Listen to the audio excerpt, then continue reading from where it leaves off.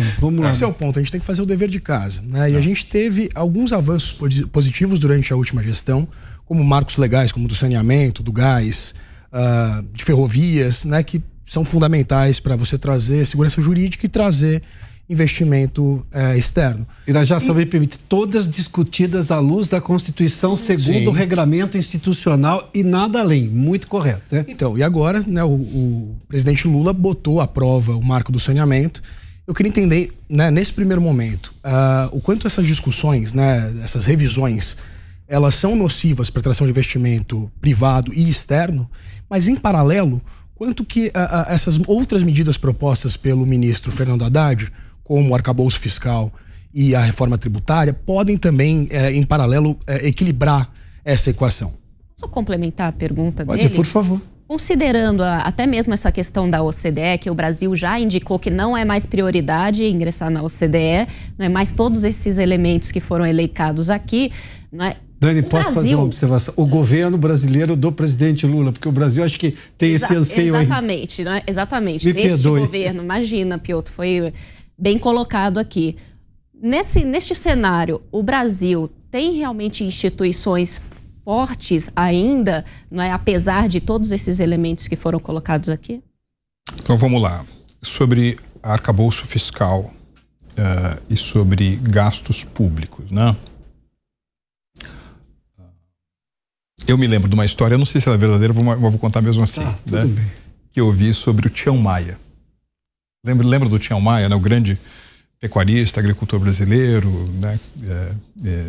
Aparentemente ele foi convidado por uma universidade para ser o patrono de uma turma de administração de empresas.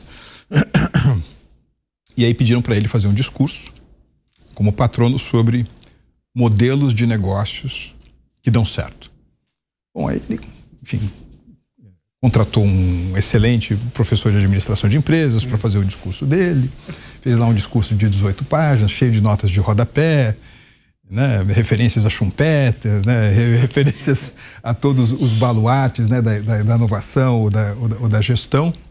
E aí, no momento do discurso, ele chegou no púlpito, olhou aquela plateia, né, sei lá, 2.000 pessoas, ficou um pouco nervoso, decidiu deixar o discurso de lado e disse o seguinte: olha, na vida de vocês e na empresa de vocês sempre gastem menos do que vocês ganham, tá? Esse é o modelo de negócio que está sempre dá certo.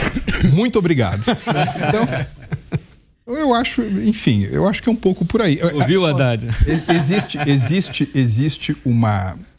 Existe uma falta de conexão entre muito gasto público e pouco investimento nacional.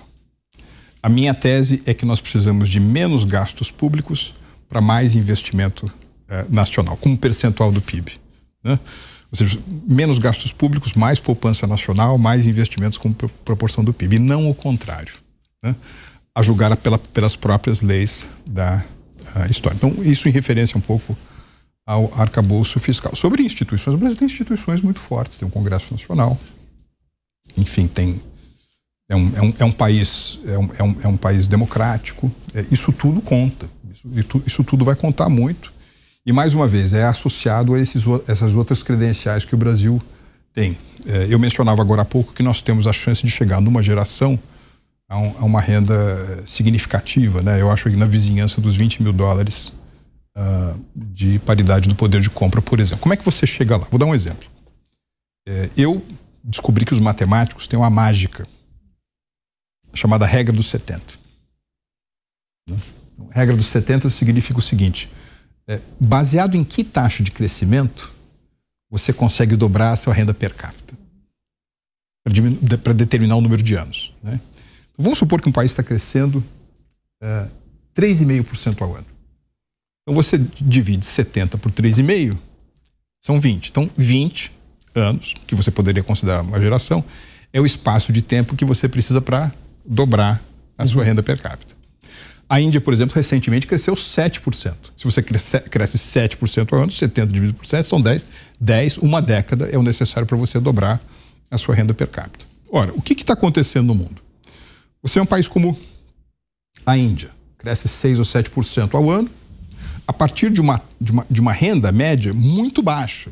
Renda per capita hoje na Índia não chega a 3 mil dólares. Mesmo no caso da China, né, que hoje é uma economia que tem mais ou menos 12, 13 mil dólares de renda per capita, né, ela crescendo 4 ou 5% ao ano, ela vai continuar sendo uma grande consumidora, por exemplo, de bens em que o Brasil tem grandes vantagens comparativas. Indonésia, 280 milhões de pessoas.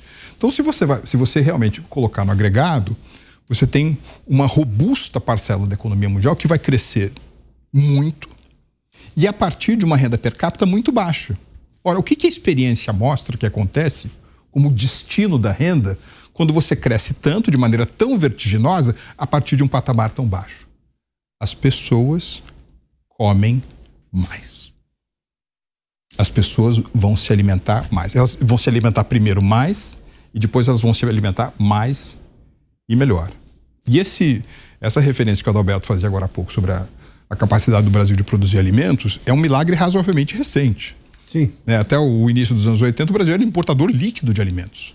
Então, esse é um caso absolutamente formidável para mostrar, como dizem lá os moderninhos, né, de gestão de empresas, o turnaround que o Brasil conseguiu fazer no setor, e isso só vai continuar. Minha impressão é que essa força estrutural por demanda de alimentos é tão grande, que apesar de muitas das dificuldades que a gente tem, digamos assim, em ter mais coesão interna, etc., o montante de investimentos continuará vindo, talvez numa velocidade e numa proporção menor do que viria se nós estivéssemos bem azeitados, né, no jogo entre os diferentes atores da política, mas eles virão mesmo assim.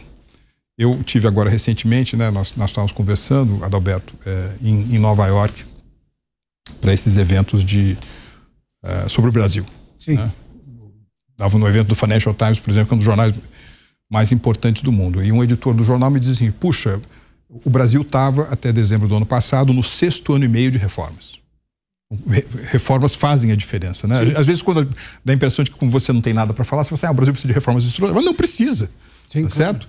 Então, as reformas estruturais são algo, trata-se de algo que precisa continuar no Brasil. Porque, no limite, quando você tem, por exemplo, plantas de produção saindo da China, seja por conta de razões geopolíticas ou de necessidade de diversificação de fornecedores, ou mesmo pelo fato da China não ser mais um país de baixo custo, né? Essa produção vai para algum outro lugar do mundo. É um fenômeno que tecnicamente se chama reshoring. Né? E aí muita gente diz que o que vai determinar o reshoring é o friendshoring, ou seja, você posicionar a sua produção em país amigo. Sabe o que é um país amigo? É aquele que tem regras do jogo claras, instituições fortes e que funcionam, tá certo? Que tem uma legislação trabalhista que vale a pena, em que a carga tributária como percentual do PIB é um incentivo e não um obstáculo ao investimento. Sim. Ou seja, isso precisa acontecer para que o Brasil possa absorver esses recursos que de fato vão se reposicionar nessa próxima década. Então é essa combinação. Coitada da Shen. É essa combinação de aproximação, de absorção desses capitais que estão pairando pelo mundo, com a pujança do agronegócio, tá certo? E do nosso setor mineral, que nós vamos gerar os excedentes necessários para que o investimento em pesquisa, desenvolvimento e inovação faça do Brasil um país intensivo em talento, que no limite é o grande diferencial da quarta revolução industrial.